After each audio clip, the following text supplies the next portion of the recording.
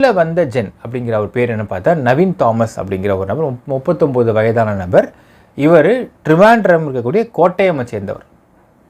So வந்து கொடுக்குறாரு. கொடுத்துட்டு இவங்க உள்ளே போகிறாங்க. 3 பேர் உள்ளே போகிறாங்க. 28 மார்ச் உள்ளே போகிறாங்க. லக்கேஜஸை வைக்கிறாங்க, வெளியே போகிறாங்க.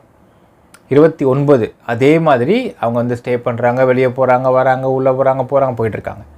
28, 29, 30, 31 4 நாளுமே இவங்க செக் அவுட் பண்ணல, செக்இனில் தான் இருக்கிறாங்க. வந்துட்டு போயிட்டுருக்குறாங்க. ஹோட்டல் நிர்வாகிகள் மொத்த பேர் அவங்க பார்க்குறாங்க. கரெக்டாக ஏப்ரல் 1 அன்றைக்கி பார்த்தீங்கன்னா கதவு உள்ளே பூட்டி இருக்குது. கதவு திறக்கப்படவே இல்லை.